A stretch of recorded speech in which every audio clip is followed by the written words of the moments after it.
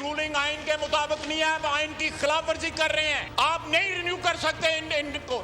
इस हाउस का मजाक ना बनाएं। आज पाकिस्तान का मुआशी जो है सरेंडर हो रहा है। डिफेंस मिनिस्टर साहब कहते हैं कि मेरा मुंह बंद करिए। नहीं। ये मुझे डायरेक्ट हुक्म करके मैं वैसे बैठ जाता हूँ। आज भी उन वादों की गूंज जो है डी चौक में बाकी है। इस हाउस में उन वादों की डी चौक। जो एक्सपायर्ड सियासतदान है इनकी तकरीरें सुनना हम पे लाजिम है, ये नहीं है। मुस्लिम लीग नून, पाकिस्तान पीपल्स पार्टी, ANP, हमें हाउस को एक करारदाद पास करनी चाहिए कि इन 3 जमातों को जो दफनाया गया है 40 दिन का सोग इनके लिए जरूर ऐलान किया जाए। शर्म की इंतहा होती है। पाकिस्तान की पार्लियामेंट में लीडर खड़ा होकर पाकिस्तान के सरेंडर की बात कर रहा है। शर्म होती है, कोई हया होती है। ये अपने बंदों को कुर्सी से नहीं खड़ा कर सकते, इन्होंने हुकूमत क्या गिरानी है। इनको शर्म नहीं आती। मुल्क से भाग के लंदन में छुपे हुए थे, वो भागे भागे वापस आए। अपना रेज्यूमे उन्होंने अपडेट किया, जॉब एप्लीकेशन उन्होंने अपडेट की और इधर आके उन्होंने लहराना शुरू कर दिया, मैं बचाऊंगा। वो किधर है? जी नाज़रीन, प्रोग्राम में खुशामदीद कहते हैं। हरफ राज का आगाज़ आपने देखा जो कौमी असम्बली में हंगामा खेज दिन था और ज़िमनी मालियाती बिल जो है हुकूमत ने पेश किया, जिसको ज़िमनी बजट कहा जा रहा है। और तकारीर सुनी, ख्वाजा आसिफ साहब का भी बयान आपने सुना और असद उमर साहब का जवाबी बयान सुना कि मुल्की मामलात और ख़ास तौर पर माशी हालत किस तरीके से बिगड़ती चली जा रही है। और हमारी सीरियसनेस का जो आलम है वो सबके सामने है कि हमारे जो चैलेंज हैं उनको निपटने के लिए क्या तैयारी है। ये है आज का हमारा मौजू। और साथ ही एक इंटरनेशनल मौजू बड़ा अहम है कि अमेरिकी सदर जो बाइडन और रूसी सदर व्लादिमीर पुतिन जो है वो यूक्रेन के मसले पर क्या नई खिचड़ी पकाने वाले हैं और होने क्या जा रहा है खित्ते के अंदर, इस पर करेंगे बात। लेकिन पहला जो मौजू है हमारा है मिनी बजट। और ये सब 2 दिन से हम इसके ऊपर शोर मचा रहे हैं कि सीरियसनेस का जो एक आलम होना चाहिए कि सर जोड़ के बैठें, एक दूसरे को सपोर्ट दें कि इन हालत से हमने निकलना कैसे है सूरत हाल से। लेकिन जो इल्ज़ाम तराशी वही लंदन में वो बैठा, इधर ये हो गया, वो ये हो गया, सरेंडर कर रहे हो तुम ये कर। मुझे ये समझ नहीं आती ये 400 लोग जो हैं क्या इनके पाकिस्तान में घर नहीं है? सबके क्या इनके पाकिस्तान में कारोबार नहीं है? इनकी पाकिस्तान में जायदादें नहीं हैं? कोई एक सीरियस प्रपोजल, चलो मान लिया एक आदमी ने नारे लगाया कि मैं ठीक करूँ, मुझसे गन साफ नहीं हुआ, किसने करना है? हमने करना है ना। आपको लोगों ने वोट दे के भेजा है, चलो आपको मैंने बनाया है लेकिन आपको नहीं हुकूमत मिली, लेकिन गंद तो मौजूद है ना।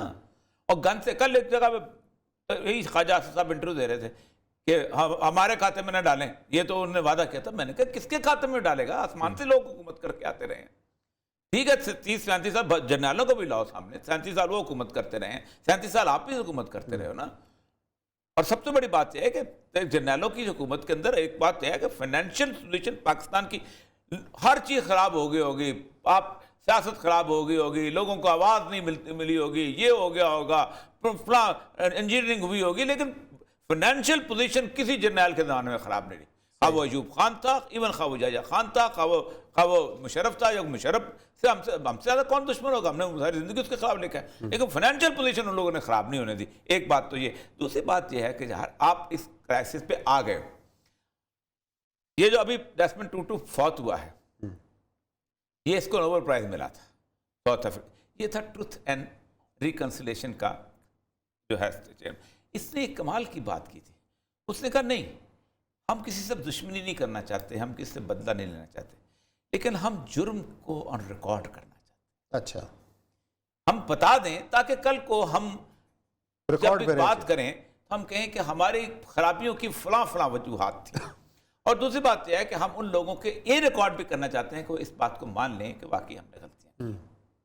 पाकिस्तान में 2008 में नवाज शरीफ और शहबाज शरीफ आए थे, आपको याद होगा, उन्होंने कहा था ट्रुथ एंड रिकन्सिलेशन कमीशन कायम होना चाहिए। यहाँ शहबाज शरीफ की प्रेस कॉन्फ्रेंस मैंने करवाई थी एज सेक्रेटरी इंफॉर्मेशन। उसने पहला फिक्रा बोला था ट्रुथ एंड रिकन्सिलेशन, उसको भी अंग्रेजी बोलने का बहुत शौक है, लेकिन कहाँ कायम हुआ? नहीं हुआ। ना इस मुल्क में कोई माफ़ी मांगना चाहता है, ना मुल्क में कोई कंस्ट्रक्टिव बात करना चाहता है।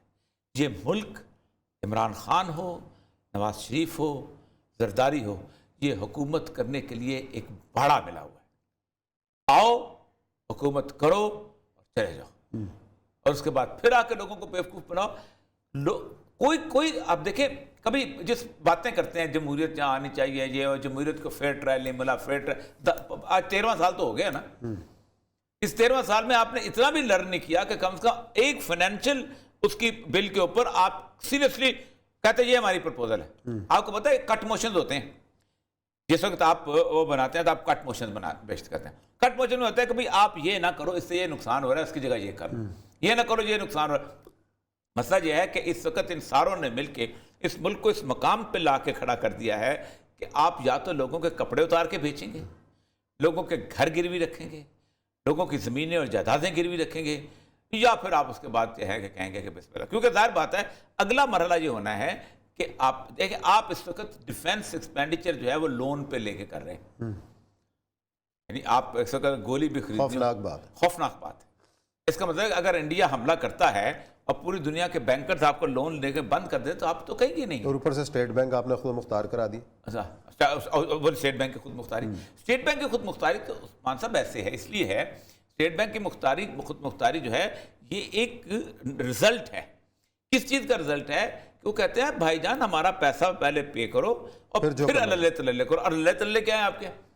आपकी इंपोर्टेड गाड़ियां नहीं बंद नहीं होती।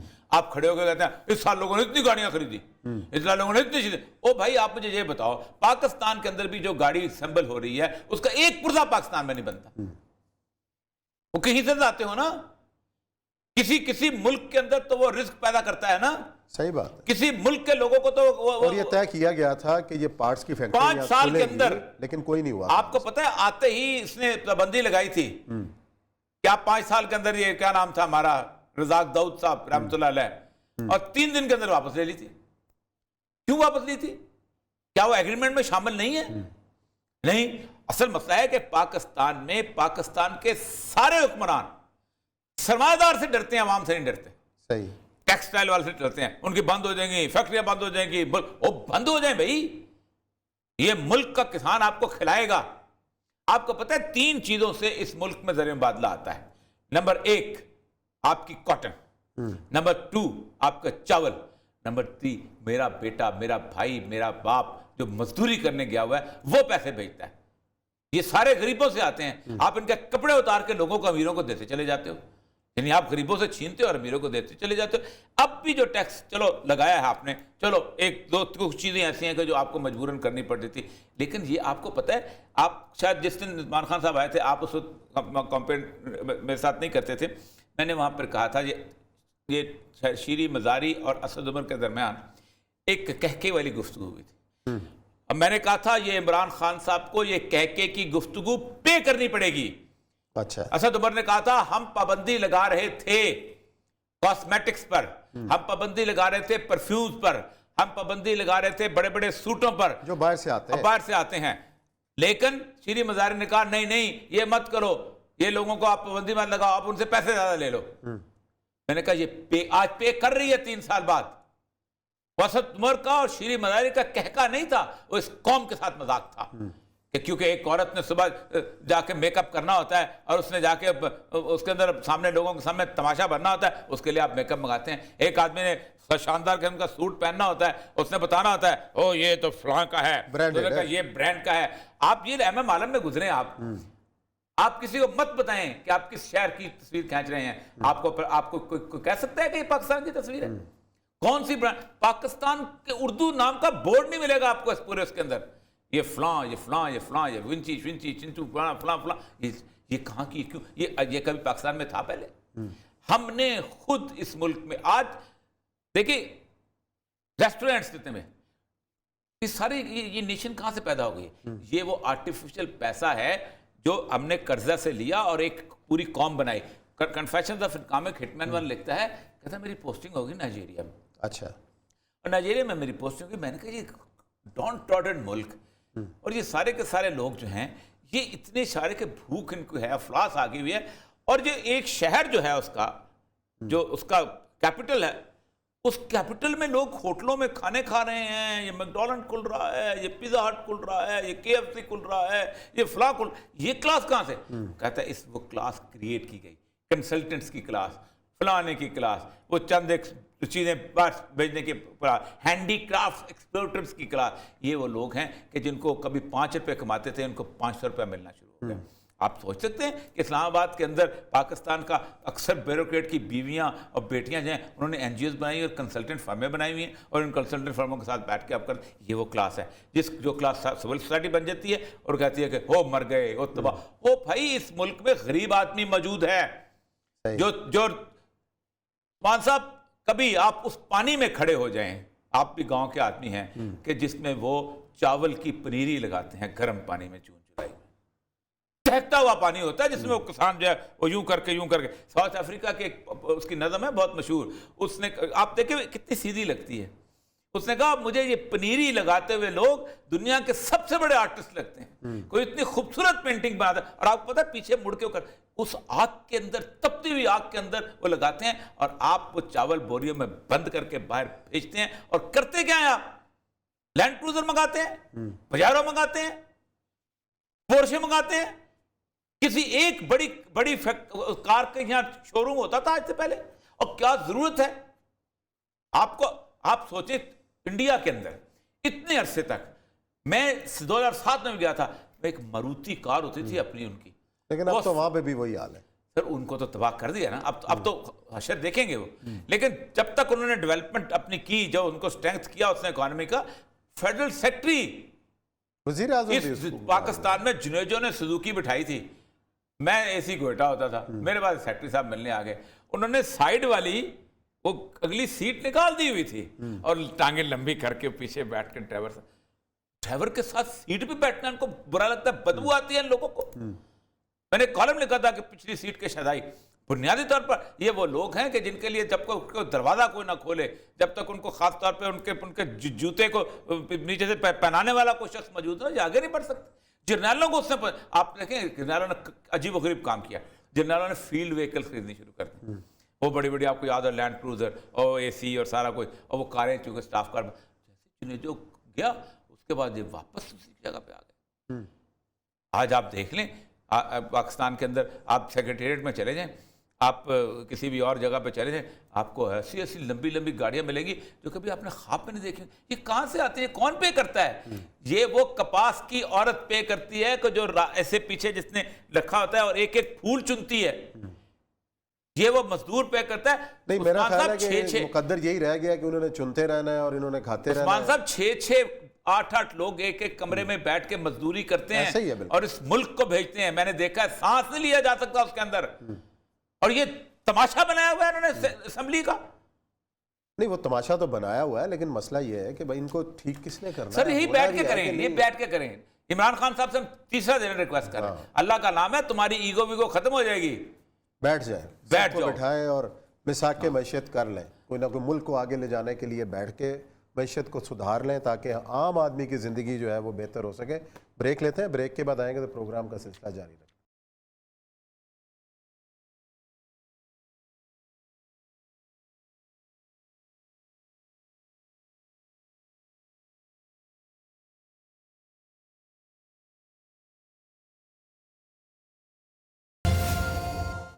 जी नाज़रीन, ब्रेक के बाद आपको खुशामदीद कहते हैं। मामला है यूक्रेन का, जहां रूसी सदर व्लादिमीर पुतिन और अमेरिकी सदर जो बाइडन के दरमियान गुज़िश्ता दिनों बातचीत हुई और आज फिर राब्ते का इम्कान है।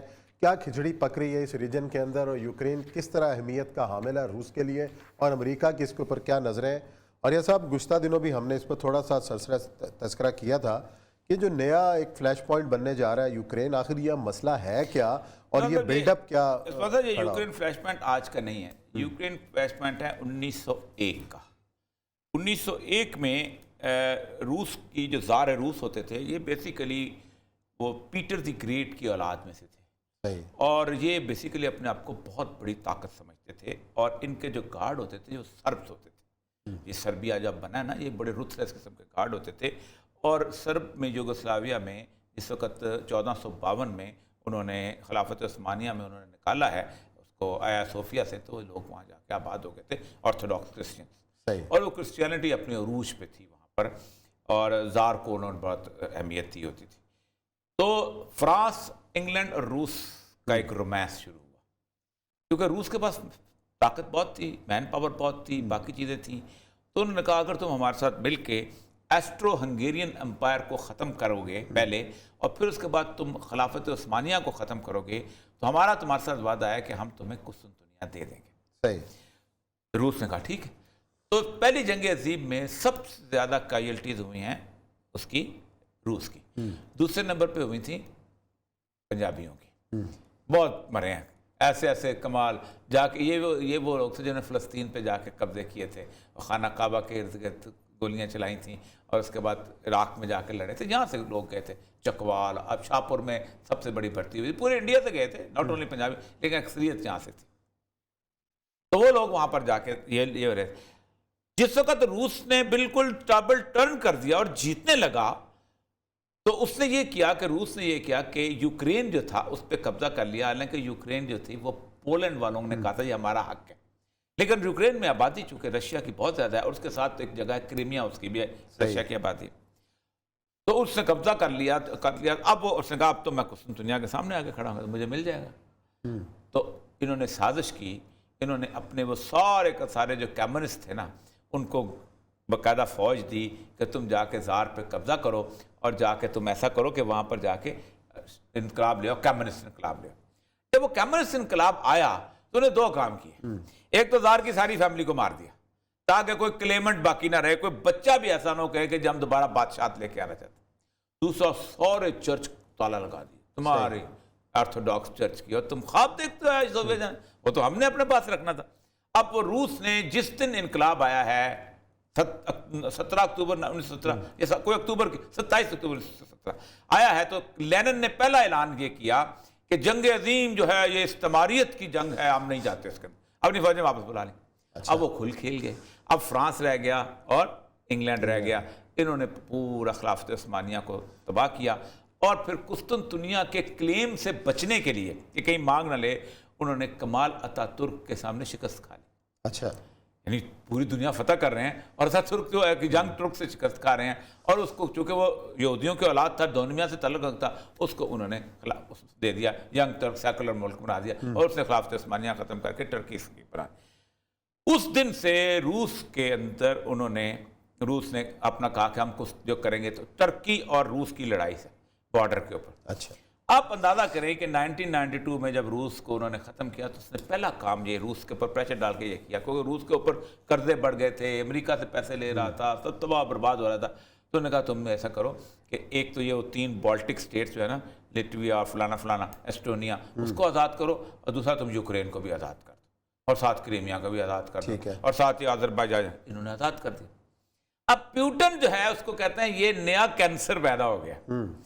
प्यूटन ने ये किया कि उसने जिस वक्त उन्होंने किया कि यूक्रेन में जो हुकूमत थी वो रशिया की प्रो थी, डेमोक्रेटिक, इन्होंने उसके खिलाफ पॉपुलर अपराइजिंग जैसे उन्होंने मिस्र पे कराई थी, इन्होंने वहाँ पॉपुलर अपराइजिंग से हुकूमत ख़त्म करके एक अजीब की 2 नंबर फौज की बैक से हुकूमत बना ली और उसको पूरे यूरोप ने एक्सेप्ट कर ली।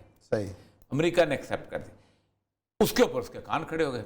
उसने एकदम एक काम किया कि उसने क्रीमिया पे कब्जा कर लिया। रूस ने जैसे उसने क्रीमिया पे कब्जा किया, इन्होंने कहा हम यूक्रेन को नाटो का रुकन बनाएंगे। अब मसला यह है कि क्रीमिया यूक्रेन में अगर नाटो का मेंबर बनता है तो पहला प्लान यह है कि वहां पर नाटो अपनी फोर्सेस खड़ी करेगा और अपने अड्डा बनाएगा और वो न्यूक्लियर वेपन आ जाते। तो रूस का वो जो बंदरगाह है ना मिस्र शाम वाली, जिस पे वो लड़ रहा है बहुत ज्यादा शाम के साथ, उसका रास्ता भी ब्लॉक हो जाएगा। अब इसके ऊपर इस वक्त यूक्रेन वाले कहते हैं कि रूस ने 1,20,000 फौज जो है हमारे इर्द गिर्द जमा कर दी। अच्छा, उस पर यूक्रेन का सदर भागम भाग पहुंचा अमेरिका ने जाके उसने कहा कि मुझे कुछ करो, तो उन्होंने कहा जी अब यूक्रेन जिस दिन ऐलान करेगा कि मैं नाटो में शामिल हूं, नाटो ने अप्रूवल दे दी। अच्छा, रूस ने ये कहा कि जिस दिन नाटो का सिग्नेचर होगा there will be war and it will be no less than a nuclear war. अच्छा, और आप संभल के चलो, मुझे कोई परवाह नहीं कुछ हो जाता है, लेकिन मैं अब मजीद धोखा खाने को तैयार नहीं। उसके ऊपर जो बाइडेन ने कहा है कि अल्लाह हमारे से गुफ्तगू कर लो और ये बातचीत हुई भी उनकी, बातचीत हुई भी है, लेकिन हफ्ते हुई, उसके बावजूद भी फोर्सेस फिर पाइल अप होती जा रही हैं, क्योंकि यूक्रेन की आबादी जो है प्रो रशियन है, क्रीमिया की आबादी तो मुकम्मल तौर पर रशियन है। ठीक, तो वो उस पर उन्होंने कब्जा किया। असल मसला इस वक्त यह उस्मान साहब कि यूरोप को एक नई जंग में अमेरिका घुसाना चाहता है। जो जूस है ना वो अभी तक इस बात को भूले नहीं हैं कि एक ज़माना था कि पेरिस में जाने वाला भी डॉलर लेके जाता था, ठीक है, इटली में जाने वाला भी डॉलर लेके जाता था, स्पेन में जाने, अब वो यूरो लेके जाते हैं। तो इतनी बड़ी कन्वर्शन खत्म हो गई ना, आपका जोन ही खत्म हो गया। अब आपका जोन क्या रह गया? गरीब गुरबे किस्म के, पाकिस्तान हो गया, इंडिया हो गया, गल्फ स्टेट्स हो गई, या उसके बाद इधर इस तरफ के जो उसने अमेरिका जाना है या आपस में ट्रैवल करना है या तेल खरीदना है, उनके लिए डॉलर हो गया, बाकी तो यूरो है। और आपको पता है कि यूरो जो है इक्वली, कभी आपने सोचा था कि कभी डुशमार्क यहाँ पर बिकेगा, या कभी नहीं बिकते थे। आप ज़्यादातर पाउंड लेके जाते थे जाकर उस पर, और पाउंड की करेंसी, इंग्लैंड को भी बड़ा इस पर दुख है कि मेरी पाउंड की करेंसी जो थी कभी एक ज़माने में दुनिया पे रूल करती थी। इस इकोनॉमिक जंग में वो चाहते ये हैं कि एक दफ़ा यूरोप जो है एक बड़ी जंग में उलझे। ये जर्मनी की इकॉनमी बूस्ट कर गई हुई है और दुनिया पे छा रही है। ये सीमेंस खड़ा है, तो ये मर्सिडीज खड़ी है, तो ये पोर्चे खड़े हैं, तो ये कहीं तबाह हो जाए। और दूसरा ये है कि जब कमज़ोर होगी तो फिर मार्शल प्लान आएगा, फिर अमेरिका आएगा, फिर अमेरिका उनकी मदद करेगा, फिर अमेरिका उनको ठीक करेगा। और जब जंग छिड़ती है तो आप सोचें कि 87% ड्रोन जो हैं वो आते हैं इजराइल से। और इजराइल में कौन बैठे हैं? उनके जो बंदे बैठे हैं यूज़, वो बैठे हैं अमेरिका में, बनाने वाली फैक्ट्रियाँ यहाँ लगी। तो जाहिर बात है चीज़ें आएंगी, असला बिकेगा, धर। इस वक्त ख़तरनाक बुहरान जो है, और इस बुहरान से सबसे बड़ी बात यह है कि तुर्की जो है वो सबसे ज़्यादा इफेक्ट होने वाला है। अच्छा, हाँ, तुर्की में अगरचे के आप देखें ये होते हैं लीडर। उर्दगान ने अब मुल्क को क्राइसिस से कैसे निकाला है?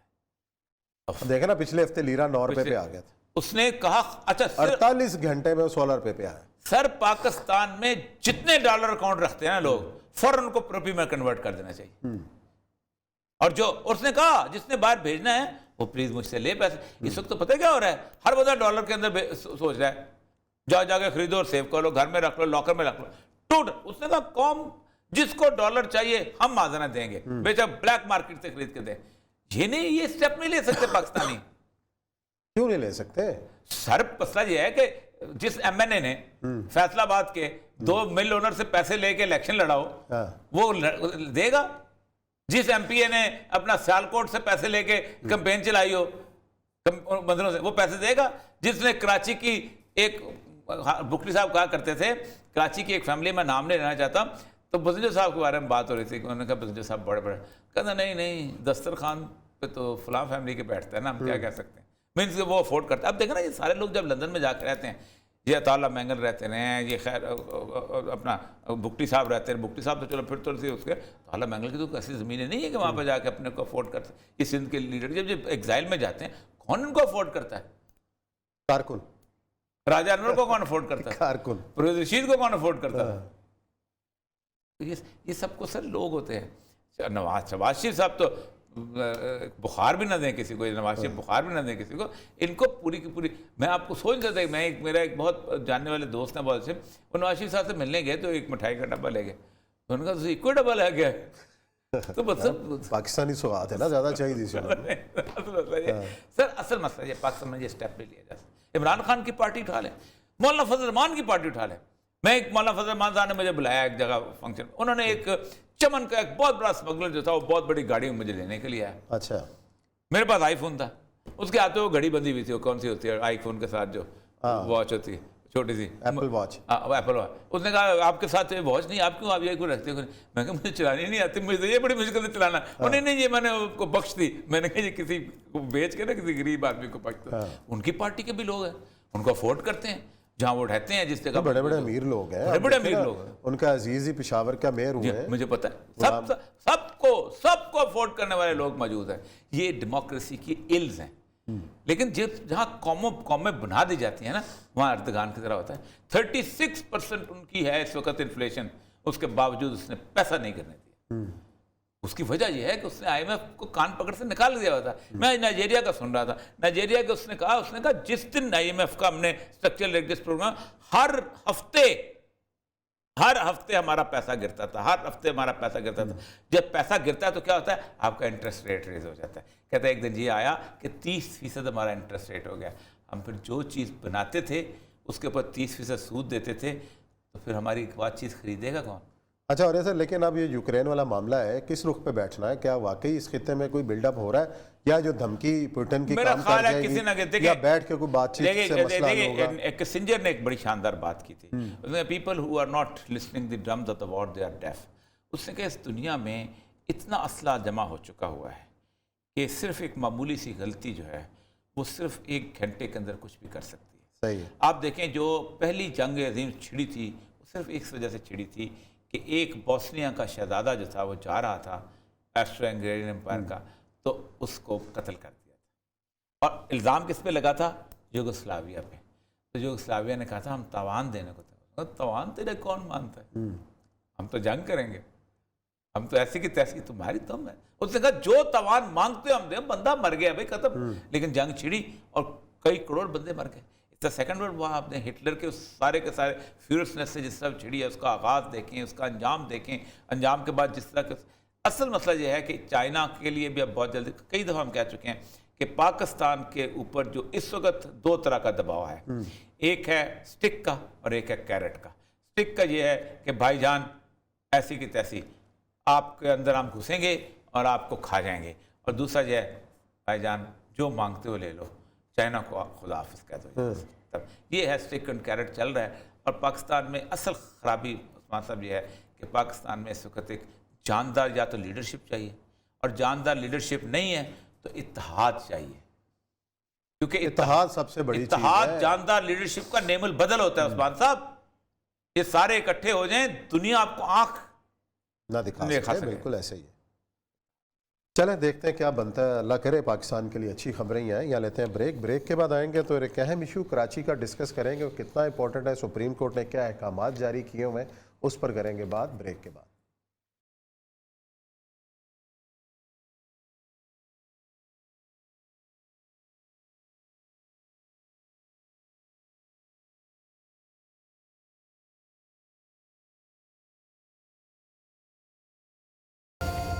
जी नाज़रीन, ब्रेक के बाद आपको खुशामदीद कहते हैं। सुप्रीम कोर्ट का मामला है जो कि तारिक रोड पे एक मस्जिद जिसको गिराने के अहकामात जारी किए गए हैं, मामला है क्या और मस्जिद कब बनी, बैकग्राउंड क्या है, वाकई इस जगह पे पार्क था, क्या मामला सुप्रीम कोर्ट में चला, इसका पहले अहवाल लेते हैं। हमारे कराची के कोर्ट रिपोर्टर हैं जुनैद अली शाह, वो सारी इसकी बैकग्राउंड उनसे पूछेंगे। अस्सलाम वालेकुम जुनैद।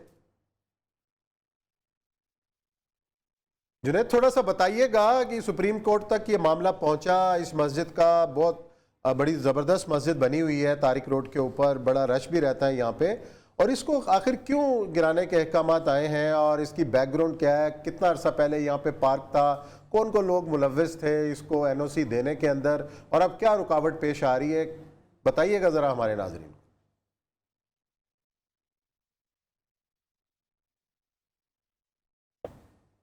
जी जुनैद से हमारा राब्ता जो है वो अभी तक नहीं मुमकिन हो सका, कोई थोड़ी सी ऑडियो में कोई मसला लग रहा है मुझे, और ये सब ये मामला है बड़ा गर्म है। देखिए पहली बात तो ये है अखबारात की जिन्नत बना हुआ है, एक तरफ सुप्रीम कोर्ट है तो एक तरफ है उलमाए किराम, ठीक है। नहीं, इमाम मुझे सुप्रीम रोके कोर्ट है ने तो नस्ला टावर के मुतासरीन की भी आवाज़ नहीं सुनी, एक उसको भी इमाम गिराने मुझे के रोके है, अहकामात। तू खींचे है मुझे कुफ्र, काबा मेरे पीछे है, कलीसा मेरे आगे। सुप्रीम कोर्ट के सुप्रीम नस्ला टावर वाले जो थे वो उतने ही थे, अच्छा। लेकिन यहाँ तो मामला दूसरा मजहब का। जुनैद से राब्ता जी, बहाल हो बात गया करें, फिर मैं हमारा, उसको तफसील पूरी से बात बैकग्राउंड करूँ। पूछते हैं। अस्सलाम वालेकुम जुनैद, बताइएगा कि ये मामला है क्या इस मस्जिद का, कब मस्जिद बनी, सुप्रीम कोर्ट के अंदर सारी हेयरिंग आपने पूरी कवर की है, कौन कौन से नुकात उठाए गए, कानूनी पॉइंट क्या थे, आर्गूमेंट क्या हुए, जरा बताइएगा हमारे नाजरीन को। जी बिल्कुल, देखिए सुप्रीम कोर्ट में ये मामला अभी रोज आया जब चीफ जस्टिस ऑफ पाकिस्तान की सरबराही में दो दिन के लिए यहाँ बेंच लगाया गया था, तो मुख्तलिफ केसेस समाअत की गई, उसमें मदीना मस्जिद की तामीर के हवाले से भी मामला ज़ेर गौर आया, बल्कि ज़ेर गौर नहीं अहकामात भी जारी हुए सुप्रीम कोर्ट की जानिब से। तारिक रोड पर वाक़ है, रफ़ाई प्लाट पर ये मस्जिद बनाई गई थी। जब समाअत शुरू हुई तो चीफ जस्टिस ने ये पूछा कि पार्क की ज़मीन पर मस्जिद कैसे बनाई गई। इस दौरान एडमिनिस्ट्रेटर औकाफ भी वहाँ पर मौजूद थे, उनका जो मौक़िफ़ था वो ये था कि इस मस्जिद का औकाफ से कोई ताल्लुक नहीं है, जिस पर जस्टिस काजी अमीन की जानिब से ये भी रिमार्क दिए गए थे मस्जिद की गैर कानूनी तामीर हो गई, आप लोगों को मालूम नहीं, जबकि पार्क किसके कब्जे में था जिस पर मस्जिद बनाई गई। इस हवाले से चीफ जस्टिस की जानिब से बर्मी का भी इजहार किया गया, जबकि सुप्रीम कोर्ट ने एडमिनिस्ट्रेटर डीएमसी को पेश होने का हुक्म दिया, फौरी तौर पे उनको तलब किया गया, जबकि चीफ जस्टिस ने डीसी की सर्जरी की और रिमार्क, बड़े सख्त रिमार्क दिए कि आप लोगों को कुछ करना चाहिए, कुछ करना है या नहीं, या हमारे इंतजार में बैठे रहना है कि हम हुक्म देंगे तो आप गैर कानूनी तामीरात को रोकेंगे। एक पार्क के ऊपर मस्जिद बना दी गई, लेकिन किसी को कुछ पता नहीं है, कोई जवाब नहीं दे पा रहा कि ये मस्जिद की तामीर के लिए किसने इजाजत दी। अच्छा जुनैद, जहाँ तक हमें याद पड़ता है कि साबिक सिटी नाजिम नेमतुल्लाह खान साहब सुप्रीम कोर्ट गए थे इन्हीं रिफाई प्लाटों पर जो कब्जे पूरे शहर में हुए थे चाइना कटिंग के खिलाफ, पिटीशन तो वही है। उनकी पिटीशन जो है वो सुप्रीम कोर्ट में थी। क्या इस फैसले का उनकी उस पिटीशन के साथ भी कोई लिंक है? देखिए, नेमतुल्लाह खान साहब की मुख्तलिफ दरख्वास्तें थी, जबकि शहर में जो तजावुज़ात इसको ख़त्म करने से मुताल्लिक तो बहुत सारी दरख्वास्तें थी, जिसे यकजा करके सुप्रीम कोर्ट सुन रहा था। उसमें तारिक रोड पर वाक़ मदीना मस्जिद की तामीर के हवाले से भी था। तो ये मुख्तलिफ दरख्वास्तें क्योंकि शहर में जो तजावुज़ात हैं उसको ख़त्म करने के लिए हैं। आपने गुज़िश्ता माह के दौरान सुप्रीम कोर्ट के बहुत सारे अहकाम सुने, जिसमें नस्ला टावर भी था, जिसमें शहर में सिर्फ गैर कानूनी तामीरात थी, अलबारी टावर है। नहीं, असल मसला ये है अपना जुनैद, देखें ये पिटीशन नंबर है 9/2010 जो कि नेमतुल्लाह खान साहब की थी। ये सुप्रीम कोर्ट का सुओ मोटो ऑर्डर नहीं है। तो एक है तो जब पिटीशनर जिंदा ना हो तो पिटीशन जो है वो इन्फ्रक्शस हो जाती है, एक ये भी रूल है। लेकिन उसको चलाते रहे तो क्या कोई पिटीशनर और मौजूद था? एक तो सबसे बड़ा सवाल ये है। दूसरी बात यह है कि जो ये पार्क की प्लॉट है, आपने वहाँ इन्वेस्टिगेट किया किस साल में मस्जिद बनी? क्योंकि मुझे अच्छी तरह याद है कि यहाँ पर पार्क होता था डॉलमन मॉल के साथ, और वहाँ पर सबसे पहले लोग मसल्ले बिछा के नमाज़ें पढ़ा करते थे। फिर आहिस्ता आहिस्ता उसके अंदर एक थोड़ा सा पुख्ता सी जगह बन गई। फिर जमेरात को तबलीगी जमातों ने वालों ने वहाँ पर दर्स देना शुरू कर दिया। फिर आहिस्ता आहिस्ता वो शब जुम्मा वहाँ शुरू हुई। शब जुम्मा के बाद फिर वहाँ पर लोगों ने एक NOC लिया पार्क को कन्वर्ट करने के लिए, कहा यह जाता है। अब वो NOC ज़ाहिर बात है जिसने दिया है वो उसको इख्तियार था कि नहीं था, ये बहुत सारे इशूज़ हैं। तो मैं सिर्फ, चूँकि आप कोर्ट रिपोर्टर हैं, तो मैं सिर्फ ये पूछना चाह रहा था कि इस सारे सिनेरियो के अंदर मस्जिद बनते बनते देखे 97 के से 90s तक तो मुझे याद है कि पार्क होता था। मैं कहा 87 में कहीं ये मस्जिद जो है वो बनी है, 87-88 के बाद ही बनी है। तो मसला सारा ये है कि इस दौरान और भी 2-3 मसाजिद हैं जो कि इसी तारक रोड के अंदर हैं। तो इस तरह ख़ास तौर पे इसको क्यों अपना टारगेट किया गया? आप ज़ाहिर बात है कोर्ट में थे। जी देखिए, जब बात आई तजावुज़ात के हवाले से, क्योंकि दरख्वास्त पहले से ज़ेर समाअत थी, और जब तजावुज़ात की बात हुई तो तारिक रोड के करीब वाक़ मदीना मस्जिद के हवाले से भी जो है अदालत को आगाह किया गया था, जिसके बाद जो मुख्तलिफ तजावुज़ात थी उसको ज़ेर गौर लाया गया। सुप्रीम कोर्ट की जानिब से जो एडमिनिस्ट्रेटर DMC भी पेश हुए थे, उनसे भी ये पूछा गया था कि भाई ये मस्जिद आखिर कैसे तामीर हुई, किसने इजाज़त दी, और आपने गैर कानूनी मस्जिद के खिलाफ क्यों कार्रवाई नहीं की, क्या हमारे हुक्म का इंतजार कर रहे थे? तो ये ऐसा नहीं है कि अदालत जो है वो अदालत ने बिल्कुल ये अहकाम भी किए हैं कि इसके जो कुछ पनाही पर जिसने ये इजाज़त दी और जिसने ये तमाम मामला गैर कानूनी मस्जिद बनवाने में जो है वो हिस्सा लिया, उनके खिलाफ भी कार्रवाई की जाए, उनके खिलाफ भी इंक्वायरी की जाए कि आया कि ये कैसे तामीर हो गई। तो ऐसा नहीं है कि सुप्रीम कोर्ट के इल्म में नहीं है या ये जो सोमो तो लिया हो। थैंक यू वेरी मच, बहुत शुक्रिया जुनैद। अच्छा देखिए, मसला है ज़मीन KMC की। KMC के बनी PSHS सोसाइटी, ठीक, एम्प्लॉय पता नहीं क्या क्या कुछ, उस सोसाइटी को उन्होंने दी कि आप इस पर सोसाइटी बनाएं। अब एक कानून है जिसे लॉ ऑफ द लैंड कहा जाता है कि सड़क के ऊपर कोई चीज़ तामीर नहीं हो सकती और पार्क के ऊपर कोई चीज़ तामीर नहीं हो सकती। आपको याद होगा ये MM आलम रोड पे एक पार्क पे प्लाजा बनाने की ऊपर दरख्वास्त चली थी, जहाँ पर वो बन रहा था डूंगी ग्राउंड जो थी उसमें थिएटर बन रहा था, IMAX थिएटर। तो चूंकि वो मेरे पास वो सारे का सारा वो प्रोजेक्ट था तो मैं पेशे में भुगता रहा हूँ उसको, फिर हमने ठीक भी वापस किया था। तो उसमें असूल यही था कि क्या ये पार्क को कोई ताकत कन्वर्ट कर सकती है? तो नहीं, और दूसरा यह है कि रास्ता। आप देखें रसूल अकरम सल्लल्लाहु अलैहि वसल्लम ने 7 जगहों पर नमाज पढ़ने को हराम करार दिया, जिनमें से एक रास्ता भी है। आप देखें हम क्या करते हैं।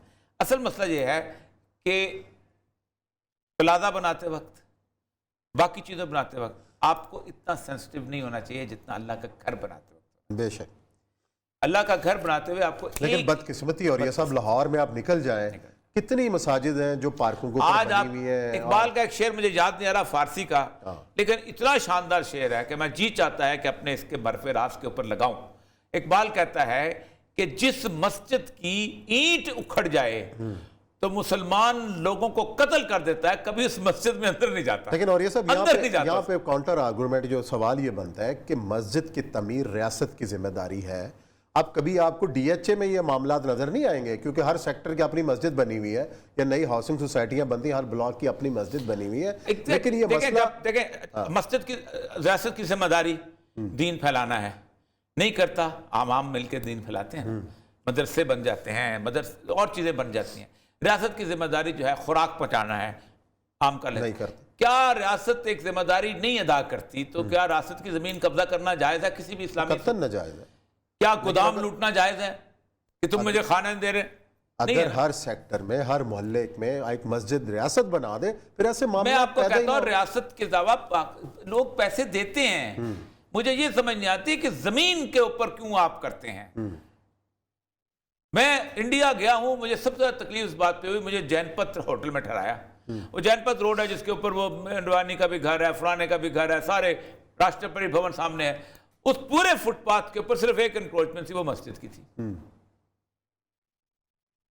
या तो आप बन गया तो आप मुतबादल जगह ले लें, फिर उसके ऊपर झगड़े हैं, फिर उसके ऊपर सारा कुछ है।